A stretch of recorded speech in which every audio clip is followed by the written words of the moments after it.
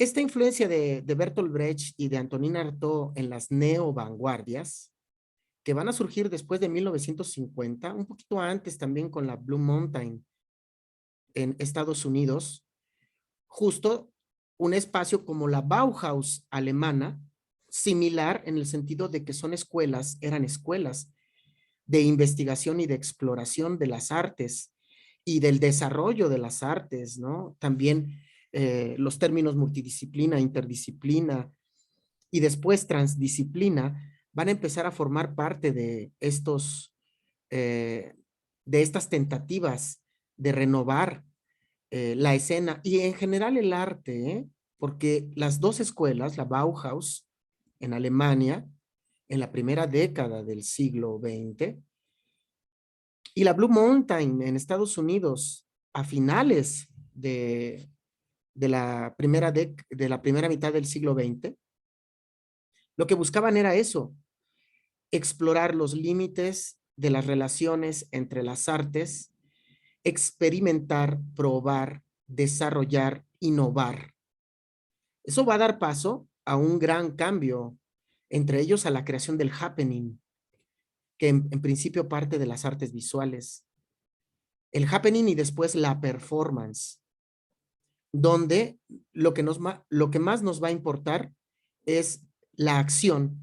Por eso la performance es denominada el arte acción. Y no la acción teatral o la reproducción de una acción en el escenario como en el teatro, sino la acción real, verdadera y franca de una persona, de un individuo que no es un personaje, que es el performer, que es él mismo, donde no hay máscaras y donde no hay disfraces, aunque puede jugar con la imagen, aunque puede jugar con la estética también de la concepción de la persona, del performer, sí se puede intervenir. Interviene su ser, interviene su emotividad, sus pensamientos, sus sentimientos, el espacio, interviene y maneja, juega, explora las relaciones entre la realidad y la percepción de los espectadores. Todo esto, Bertolt Brecht, Antonin Artaud, la Blue Mountain, la Bauhaus, las vanguardias de principio del siglo XX, van a provocar una serie de manifestaciones artísticas como la de Living Theatre. ¿Lo conocen? Y surge la creación colectiva. Y surgen las manifestaciones artísticas en la calle. Surge la idea de los actores performativos o performers. ¿Como teatro callejero? Parte de teatro callejero, pero también se hacen teatros, pero también es teatro popular, pero también, o sea, son varias categorías porque depende mucho de la exploración que se va a realizar. Esto podríamos decir que es teatro callejero, pero si se dan cuenta, también no hay una personificación, no hay una interpretación de personajes como tal. Mediante ruidos, provocaciones, energía viva, mediante una escena viva, van a impactar los sentidos de los espectadores un tanto influenciados por el teatro y su doble de Antonin Artaud. Vamos a ver un poquito de esto, un poquito de la historia del Living Theatre, para que vean que es una estética completamente diferente y un proceder artístico también completamente diferente.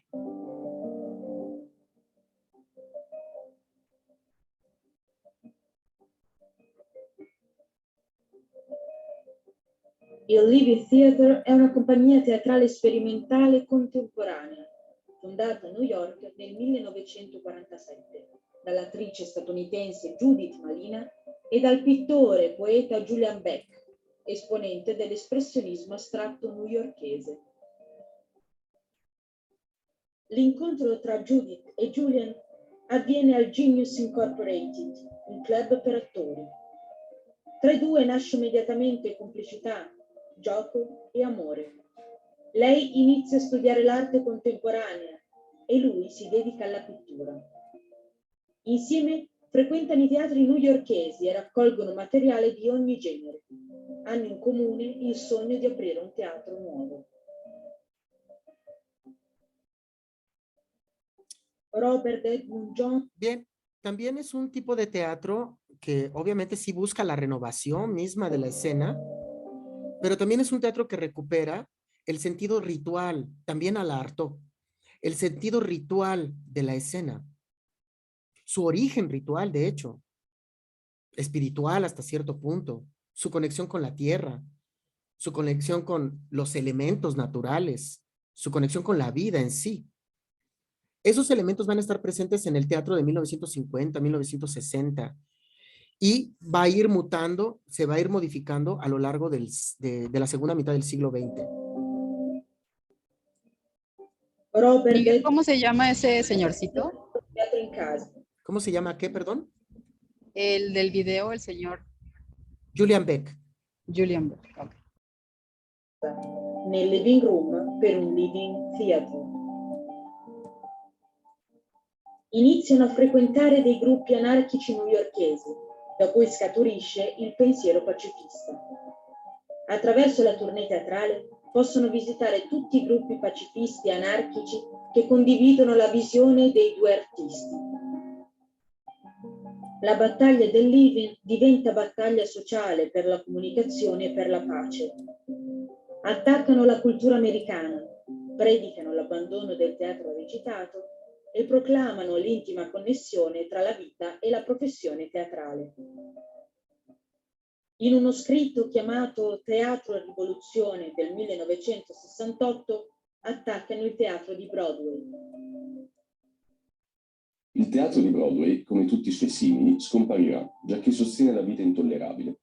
In una maniera orribile, esso offre distrazione dalla vita, e la vita, per quanto possa essere più dolorosa, è senz'altro più interessante.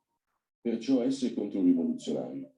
È un teatro che rifornisce la gente di carburante per una vita che non dovrebbe condurre. Ecco perché deve sparire. Ecco perché è chiamato teatro della menzogna, perché non serve ai genuini bisogni del suo pubblico disperato. Il primo intervento pubblico dei Beck è la rivoluzione contro il denaro, che prospetta una società senza lo Stato, senza esercito e senza denaro. I Beck sentono la necessità di abbandonare il teatro e recarsi nelle strade. Vogliono abbattere le barriere che separano gli uomini. Devono andare verso l'uomo nella strada.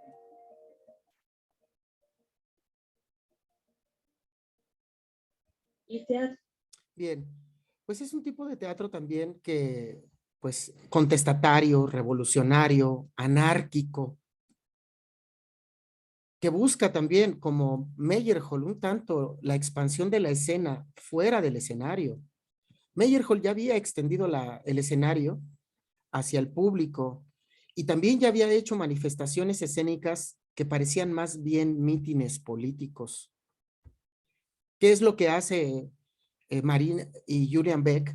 Pues justo también salen de los teatros, van a la calle con la bandera de la paz, del amor y paz.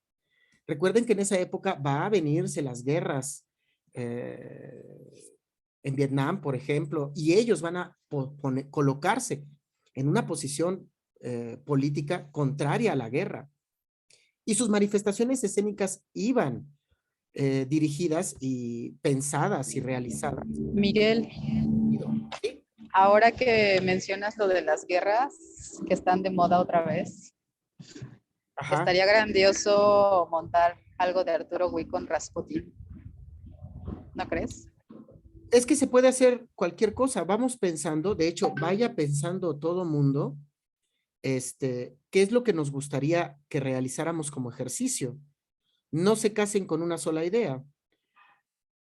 Déjense influenciar por lo que estamos viendo, efectivamente, Ana, y que esto que estamos viendo nos ayude a definir con qué elementos de la dirección de escena y de qué manera nos gustaría jugar con esos elementos para crear qué. Obviamente el discurso tiene que estar vinculado también a todos estos elementos ¿qué es lo que vamos a decir? ¿Por qué? ¿Para qué? ¿Qué queremos cambiar? Obviamente ellos querían que la población se moviera contra la guerra también y muchos estaban en su, pues en su mismo punto de vista. O sea, muchos creían también que la guerra era innecesaria, ¿no? Bien, voy a mostrarle algo un poquito más cercano. A nosotros ya salen a color. Vean esta acción. 14h36 exactement.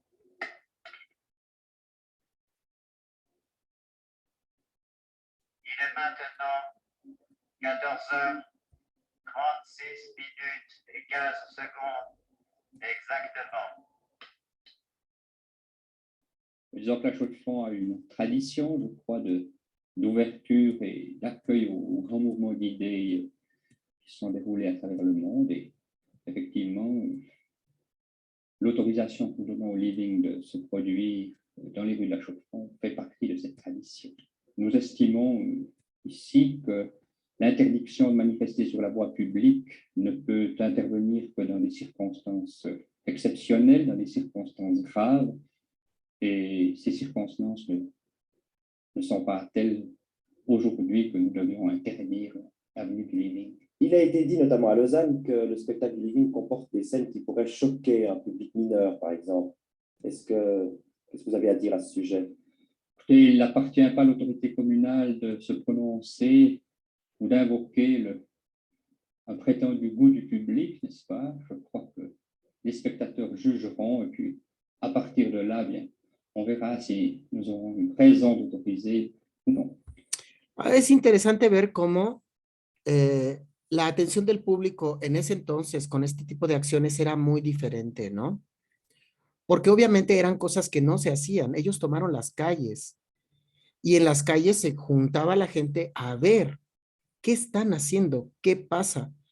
Obviamente su escena era bastante arriesgada, incluían casi siempre desnudos, acciones muy violentas que hacían recordar la violencia en las naciones y en guerra. Y obviamente contestaban y querían que la gente, eran contestatarios, anárquicos, y querían que la gente tomara posición en esos conflictos. Que no cerraran los ojos, que no se sumergieran, un poco a la Brecht, ¿ven? Que no se sumergieran en una ficción para olvidarse de la realidad. Que eso es lo que hace el teatro clásico o el teatro más convencional. Te cuento una historia para que te sumerjas en él, llores de lo terrible que le fue al personaje y después te vayas a tu casa ya relajadito, ¿no? Bertolt Brecht lo que quería era que te fueras a la casa incómodo, reflexionando. Hartó que te fueras impactado por lo que está sucediendo. Y aquí con el Living Theatre, esta expresión, esta manifestación empieza a suceder de esa manera, un tanto más de esta manera. Porque se evidencia la ficción. Porque hay momentos que son más bien elementos simbólicos, composiciones que te hacen recordar la devastación de la guerra, por ejemplo, pero que no hay una emotividad que esté interrumpiendo tu reflexión, ¿saben? Eso es lo importante del Living Theatre. Después se va a degradar mucho el movimiento. De hecho, su página en internet está activa y pueden ver históricamente muchísimas cosas que hicieron. Vean al público. Vean los cuerpos de las y los actores. Le Club 44 se consacre habituellement à des conférences ou à des débats. ¿Cómo? ¿Sí? Entonces, la forma de percibir de los espectadores, su posición frente a la escena y al espectáculo cambian, son diferentes. No están sentados en frente de un escenario. Casi siempre utilizaban dispositivos más bien en círculo, apelando a la igualdad. Porque hasta eso, la modificación de un espacio, solamente por la disposición de ese mismo espacio, va a cambiar la percepción de los espectadores. No es lo mismo que todos nos sentemos en una mesa redonda a dialogar, a que yo me ponga sobre un estrado a decirles algo y ustedes no puedan hablar y solo escuchen. ¿Saben? Ese tipo de elementos son importantes e interesantes resaltar, ¿no? ¿Alguien quiere comentar algo sobre esto? Porque vamos a pasar a Teatro Pánico.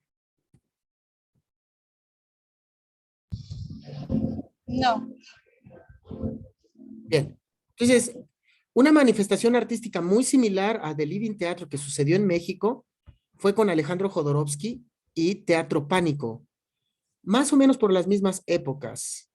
Hay un documental muy bueno del CITRU, que es el que vamos ahorita a navegar un poco. Miguel Elian sigue aquí, pero ya se le acabó la batería de su dispositivo. Ok, está muy bien, no te preocupes. Bien, les comparto pantalla. Este documental, si lo pueden ver completo, es del CITRU. Está en la red, está en YouTube, es muy fácil de encontrar. Sería bueno que lo checaran porque van a ver algunos procedimientos similares al Living Theatre, por ejemplo.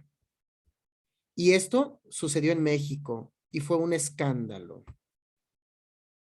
La provocación era importante también en esa época, ¿no? Alzar la voz, decir. En los años 60 se podían encontrar en la joven televisión mexicana programas en vivo que resultaban insólitos.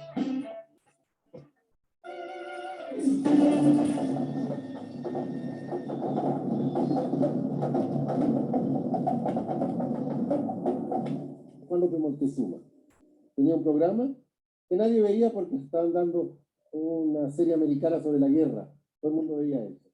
Entonces él tenía una hora y yo dije, mira, los toreros son artistas, su instrumento es el toro, cuando hacen su faena matan al toro. Entonces yo voy a tocar el piano y cuando termine de tocar voy a romper al piano como un torero, voy a romper mi instrumento. Tomé un martillazo y venga el rock y vengan los martillazos. La gente se empezó a telefonear 5.000 llamadas telefónicas, el ministro de la Cultura, que cómo se podía romper un piano, que los pobrecitos. Oye, fue un escándalo, lo vio todo México. Fue la escandalera, antes que Dalí, antes que todo. Rompí el piano. Y después, como quedaron las teclas, y me crucifiqué en el piano, como el canto del cine del piano. Escandalera. Y dije, no se escandalicen porque la próxima misión voy a traer una vaca para que hable de arquitectura. Porque el culo de la vaca es una catedral gótica. Entonces me dijo, Azcárraga, ¿no? En Televisa no entra ninguna vaca. Yo dije, hay muchas haciendo telenovelas. Me cerraron Televisa para siempre.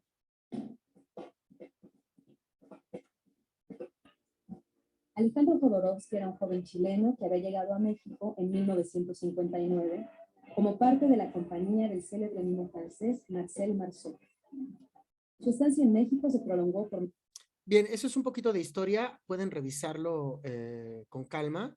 Vienen también algunas impresiones de varios entrevistados que van a ampliar la visión de esto que Alejandro Jodorowsky hacía, pero ahorita nosotros solo vamos a ver ejemplos visuales de cómo sucedía la escena de Teatro Pánico.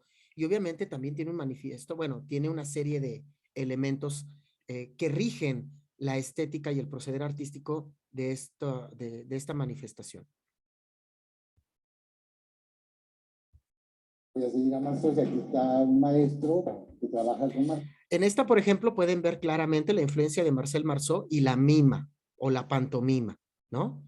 Alejandro Jodorowsky inicia con eso, pero ya en México después el procedimiento cambia con acciones performativas que van a buscar más impactar, sorprender, tomar por descuido a los espectadores y generalmente son basadas en acciones concretas. Que conoce toda la técnica. Alejandro tenía 30 años, poseía un gran carisma y una férrea disciplina de trabajo. Muy pronto destacó como director teatral, realizando una intensa y numerosa producción escénica. Empecé con Final de Partida. Después creo que seguí con Las Sillas. Aquí esto es interesante porque entra con teatro del absurdo, empieza a hacer sus puestas en escena basadas en un texto dramático, pero un texto dramático, digamos, performativo. ya que el teatro del absurdo no cuenta una historia necesariamente, es fragmentado, pareciera que apela al mundo de los sueños. ¿Saben? El teatro del absurdo son textos, sí están en textos, es literatura dramática, pero no están ya narrados con esta idea de principio, medio y fin, o personaje principal, desarrollo. A veces pareciera que hay una incomunicación, una falta de comunicación, una falta de lógica.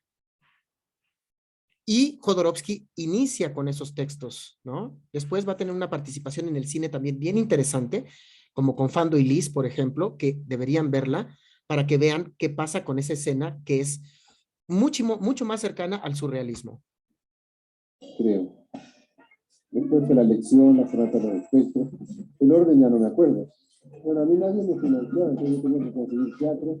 Conseguí un teatro que me costó barato, que se llamaba La Espera.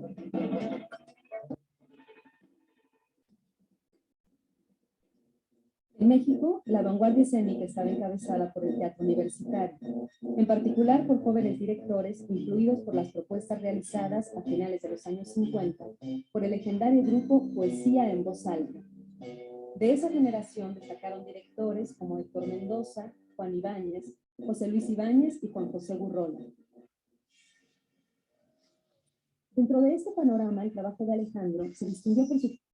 Vean esa escena, ahorita escuchan lo que la reportera está diciendo, que me parece muy interesante, pero me interesa que vean justo la concepción de esta escena.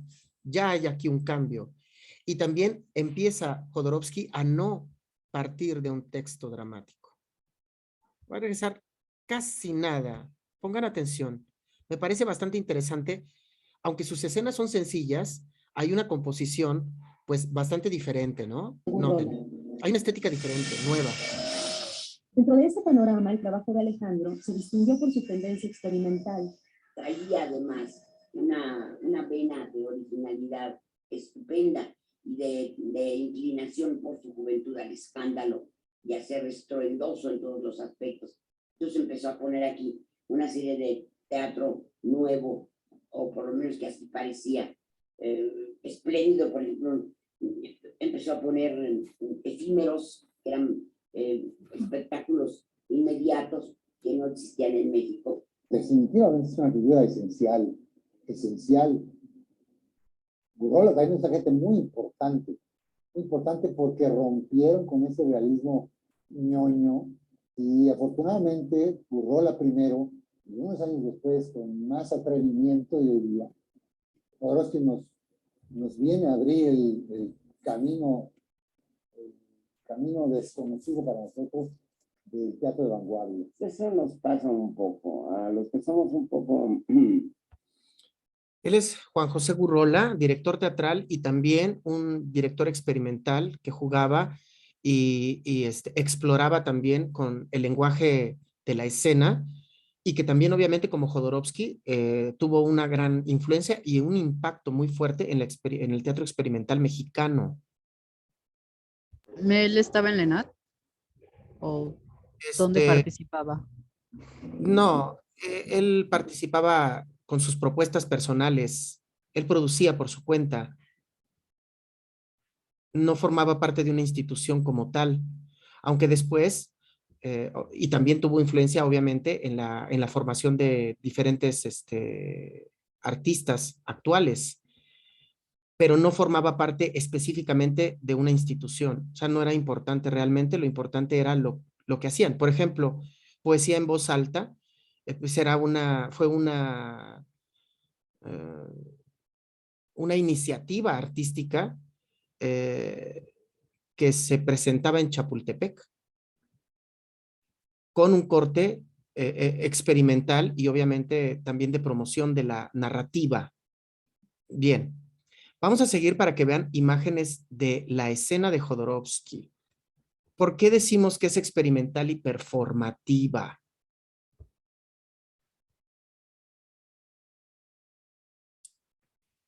Obviamente también integra los elementos de la realidad. Hace rato mencionó que Jodorowsky mencionó que venga el rock y destruyo el piano, ¿no? Porque la música popular en ese momento y que representaba a la juventud era el rock and roll. Y también, además del rock and roll, pues era la consigna amor y paz, ¿no?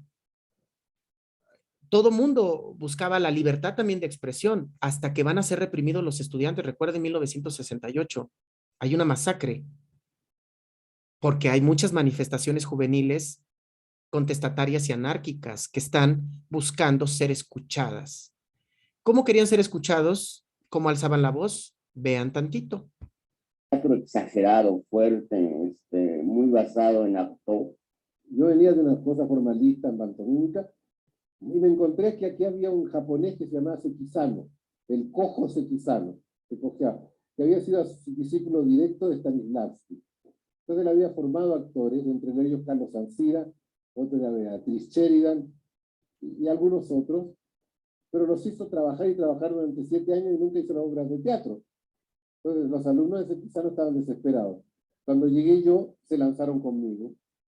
Entonces a las obras de teatro del absurdo, que son bastante formales, le dieron una interpretación realista, estilo Stanislavski, que creó obras muy impactantes. Bien, aquí por ejemplo cuenta esa experiencia de cómo él trabajaba una obra y cómo los actores que estaban influenciados por el realismo le dieron una interpretación diferente a una propuesta de teatro del absurdo. ¿Ven? Aquí estamos empezando la hibridación. ¿Se pueden mezclar estilos y procedimientos artísticos? Por supuesto que sí. Y en esa exploración, para Jodorowsky, por ejemplo, fue importante el descubrimiento y el resultado de esta parte entre realista y la exploración y explotación de los elementos del teatro del absurdo.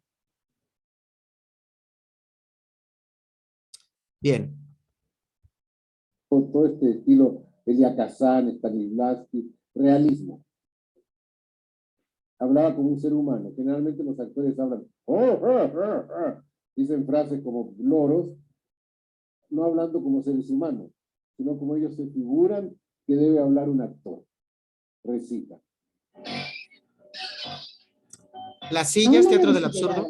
Jodorowsky había montado 9 espectáculos y continuaba su frenética producción con el estreno de la Sonata de los Espectros de August Strindberg. Esta ambiciosa puesta en escena, realizada con muy pocos recursos económicos, mostraba un universo pletórico de imágenes y personajes inquietantes. Me demoré varios meses en montarla, varios meses, y fui a fondo en este montaje, sin pensar que México, en esa época, era un país que tenía censura, límites mentales, estaba Peredo, al quien se le pedía permiso para dar las obras y que venía a vigilar los decorados, un moralista imbécil que estaba ahí, estaban los sindicatos que te obligaban a poner cortinero cuando tú no utilizabas cortinas, y estos obreros en ese tiempo estaban en el teatro como parásitos, emborrachándose, y así cada vez que actuara tenías que hacer para que se callaran. Era una catástrofe. Los censores eran un montón de viejitos y viejitas, ya verdaderamente al borde de la tumba, que juzgaban lo que se hacía en México con un pensamiento del siglo XIX. La gente que caía en trance, como una ceremonia vudú, había un simulacro de castración de alguien, cosas así mágicas. Y lo peor fue que yo, inspirado en un cuadro del Renacimiento, donde había una gran batalla, en un rincón un perrito defecando, entonces dije, bueno, voy a hacer una escena tremenda en el escenario, y en una esquina voy a poner a alguien que imita que defeca, con unas mallas color carne. En realidad el culo no estaba al aire, y lo puse ahí, y cayó justo frente al crítico de Novedades, el crítico más recalcitrante de todos, que sintió que le cagaban en la cara. Entonces nos pusieron una multa a todos, de, no sé, digamos 1,000 pesos, y al cagón 3,000 pesos. Pobrecito, no tenía un 10. La misma noche del estreno, la Sonata de los Espectros fue clausurada. En 1962, en una reunión en París, el dramaturgo Fernando Arrabal, el dibujante y escritor Roland Topor y Alejandro Jodorowsky formaron el grupo Pánico, hijo renegado del surrealismo. Jodorowsky tenía un cierto charme. Y también era muy conocedor de la cultura francesa, ¿no? Entonces era muy Beckett, era muy patafísico, como Arrabal y otros géneros. Y inició realmente un movimiento muy, muy interesante dentro del teatro. Ese mismo año, en la Ciudad de México, Jodorowsky presentó su primera propuesta de teatro pánico, la Ópera del Orden. Con este montaje se desprendía de gastadas convenciones teatrales y anticipaba el surgimiento del efímero pánico. Una obra bellísima, que rompía con todos los moldes del teatro y que más tarde se hizo por todos lados. Era el comienzo de los happenings, era romper con todas las leyes teatrales. Yo siempre en el teatro fui avanzando, rompiendo límites.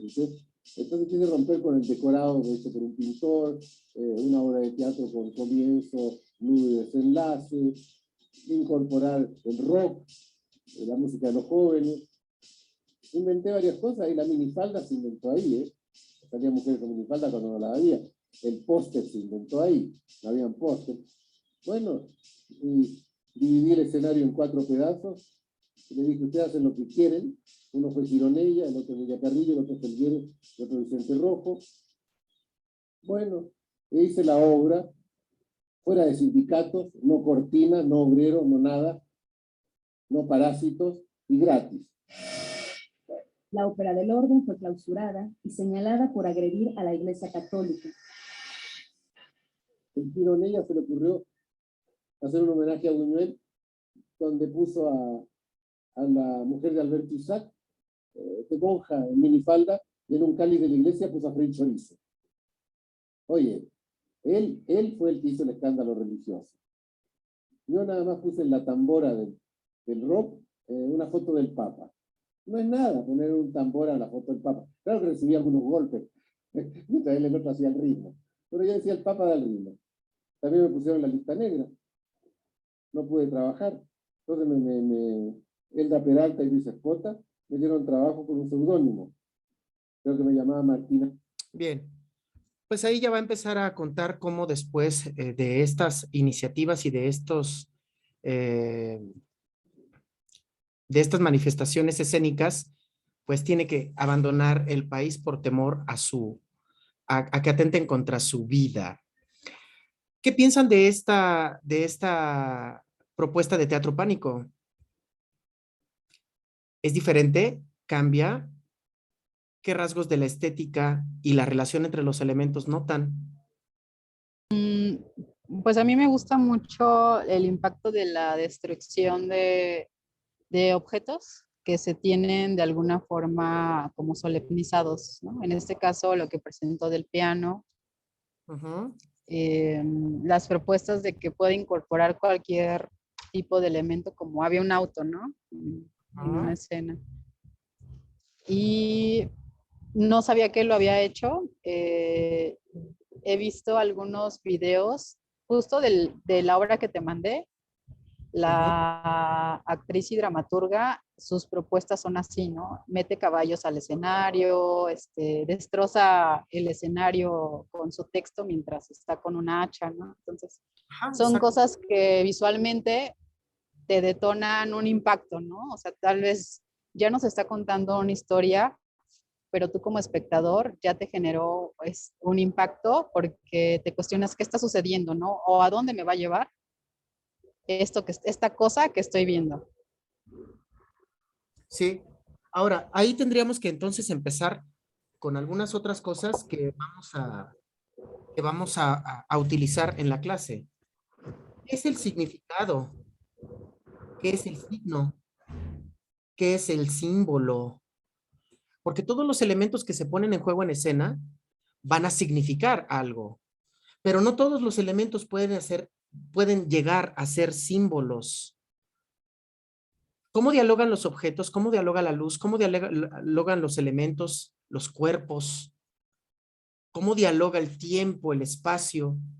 Para generar signos, símbolos, significados.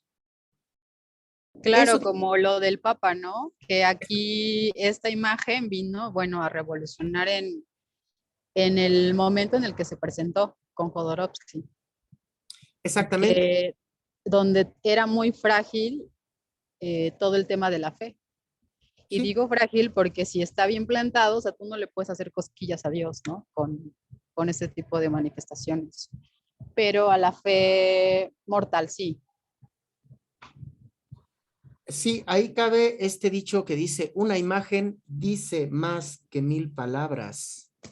Total, ¿no? Y Jodorowsky dice, bueno, ¿qué hice? Nada más puse la imagen, la hago pues nada más, ¿no? O sea, para el lugar donde estaba, que es México, donde siento que la fe católica pues es pues muy ferviente, ¿no? Exacto. Por eso también hubo un impacto fuerte en la crítica, ¿no? Y obviamente genera incomodidad. Es decir, ¿se dan cuenta? Es una escena viva. Es una escena que comunica, que dialoga, que impacta y que además incomoda. Porque no a todo mundo, obviamente. O sea, se establecen bandos, se establecen posiciones. Yo estoy de acuerdo con esta posición. Yo no estoy de acuerdo con esta posición y entonces lo cancelo me pongo contra esa visión que tú tienes. Pero hay un posicionarse, ¿ven? De hecho, llegaron y los atacaron en alguna ocasión. O sea, hay una relación verdaderamente, o sea, de verdad, termina la escena y hay una repercusión en la realidad. ¿Saben? Esa es la importancia de la performatividad en la escena. No como Aunque una... Miguel, Ajá, adelante. actualmente, siento que en sus tiempos fue algo revolucionario, pero ahorita, en nuestro aquí y ahora, me cuestiono qué se necesitaría hacer para generar este tipo de atención con el espectador, ya que estamos en los tiempos donde el cine y las plataformas digitales de entretenimiento han acaparado todo. O sea, ya la gente no va a ver como fue en su momento este tipo de espectáculos innovadores. Yo me he percatado que la misma gente del teatro va a ver estos dispositivos que son diferentes, pero ya no es tanto más cosa social, o sea, no va a salir en las noticias como en sus tiempos Jodorowsky vino y revolucionó y qué está haciendo, Sí, sino eso lo que sale es el tenorio cómico, ¿no? Cosas así. de hecho. Sí, aquí recuerden que el asunto no se trata de reproducir cosas que ya se hicieron. Se trata de entender por qué tenían ese impacto en ese momento y a qué respondía ese tipo de manifestación. Sí, totalmente, pero justo este video me hizo cuestionarme, hoy en nuestros tiempos, ¿cómo, cómo el teatro puede volver a tener un auge, independientemente de la puesta a escena que sea? Siento que se ha desbordado un poco las propuestas de cine, el que esté en Netflix, el que cada vez estén saliendo más productoras hacia lo digital. Sí, Sí claro. me hace cuestionarme eso. Sí, y yo creo que ahí el cuestionamiento tendría que llevarse a la relación, justo, a la relación espectador-espectáculo. Y obviamente a la realidad. Estos elementos que tú mencionas de la realidad son los elementos que hay que considerar para generar un discurso. ¿Qué pasa en la realidad? ¿Qué nos duele? ¿Qué nos importa? ¿Qué le importa a la gente? Tiene que haber un conocimiento de la sociedad y de la comunidad donde estamos. Lo que pasa es que se piensa que la creación es universal. Es decir, hay el mal hábito que piensan que la obra, porque a mí me gusta y me gusta el realismo o me gusta el expresionismo o me gusta el melodrama en géneros dramáticos o me gusta la comedia, ¿sí? Yo doy por hecho que porque a mí me gusta hacerlo, a los demás van a apreciar eso que me gusta hacer, pero no es así. Si no hay un vínculo con la realidad, es decir, si yo no voy a llegar a hablarte de cosas que a ti te importan y que a ti te afectan en la realidad, yo no te voy a prestar atención. Si yo llego y critico o planteo una situación específica que tiene que ver con elementos de la realidad de los cuales yo no estoy satisfecho y que me parece que es importante, porque además voy a ser portavoz de un grupo de personas que sufren del mismo mal. Es diferente que yo haga una escena con todas las personas, mujeres violentadas en Cuernavaca y acosadas, y hacer una obra que cuestione ese acoso y el proceder de muchos hombres en la calle. ¿Me explico? A que yo monte una obra que está completamente desvinculada de la realidad social del lugar donde me encuentro. ¿Sí me explico, Ana? Sí, sí comprendo el punto. Solo si me vulnero un poco, tal vez situarme en que nuestro principio de realidad actual, realmente el teatro está en decadencia. El gusto por el teatro. Sí. O sea, no se levantan las personas diciendo, ay, ¿qué hay de teatro? ¿No? Sino, ¿qué está en la cartelera del cine? Exacto, pero esas condiciones de la realidad, esas condicionantes de la realidad son las que a nosotros nos van a mover para hacer escena.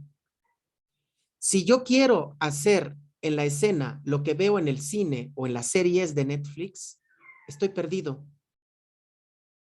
Porque no es lo importante. No es lo importante en tanto que el lenguaje cinematográfico es uno. El lenguaje cinematográfico está también involucrado en las series, pero hay muchas variantes, de tal suerte que puede haber una historia muchísimo más extensa, ¿no? La comodidad de ver esa serie en el espacio que yo le destino en mi hogar para ver esa serie, ¿me explico? Me lleva también a una serie de comodidades, de estar en mi hogar, en mi casa, de proveerme a mí mismo de la experiencia que yo quiero tener con relación a esa serie. O la experiencia que vivo en el cine, ¿de acuerdo? Pero lo que pasa es que la mayoría de los artistas escénicos no consideramos al espectador, no consideramos cuál va a ser la experiencia que va a vivir ese espectador, esa experiencia única que va a vivir en mi puesta en escena. Lo más decadente, cruel y pues lo que nos aleja más del espectador es justo esto, solamente quedarme en la narración de un cuento. Porque eso lo hace mejor Netflix, eso lo hace mejor el cine. ¿Qué es lo único que no lo sé, Miguel, o sea, sí he asistido a varias propuestas en donde tú como espectador te involucras desde, a ver, vamos a sembrar una semilla y entonces vamos a ver qué muertos hubo en tal ciudad y el cuestionamiento del narcotráfico y todo eso. A lo que me refiero es que como sociedad el corazón está más duro y más distraído. Sí, yo también estoy de acuerdo con eso, pero fíjate lo que dijiste. Tú con los ejemplos que acabas de poner, ya hiciste una diferencia entre cine y teatro, porque eso no lo pueden hacer en el cine. Totalmente, totalmente. Ese es el valor del teatro, eso es lo que se fomenta en el teatro. Y además tiene que estar vinculado con, o sea, yo tengo que conocer a la población a la que me estoy dirigiendo. Tengo que saber si compartimos los mismos pensamientos o no. O si yo soy opuesto al pensamiento de una comunidad y quiero provocarla. ¿Me explico? En el cine y en las series es más global. Si hay un gusto, busca si es terror o si es drama, ¿no? Pero en general el formato es el mismo. Tú te sientas y ves algo que se transmite, tú ves algo que ya se está retransmitiendo, algo que ya se grabó, algo que está en el pasado. Y en el teatro vas a vivir la experiencia en tiempo presente, ahora mismo. Y efectivamente, me voy a cuestionar, voy a sembrar algo y además con un discurso que tiene que ver con por ejemplo, los destrozos y las desgracias del narcotráfico. Y seguramente esa comunidad, y más si es una comunidad que ha sufrido esos problemas, va a ser muchísimo más potente para esa comunidad. Lo que pasa es que estamos acostumbrados a montar lo que sea sin pensar qué relación tiene con la comunidad o el público al que me dirijo. A eso es a lo que yo me refiero. Y eso es una relación Justo, un cuestionamiento de la relación entre espectadores y espectáculo. ¿Cómo quiero que esa relación sea? ¿Qué es lo que busco? Que reflexiones, que actúes, que te muevas, que pienses, que solo expectes, que solo escuches, que oigas discursos. ¿Qué es lo que quiero? ¿Qué es lo que voy a hacer? Y cómo todos los elementos de la dirección escena van a ir y van a ayudar y van a contribuir a que esto suceda. ¿Es más claro o no? ¿Cómo ven? A ver, cuéntenme, me gustaría escuchar a las demás y a los demás.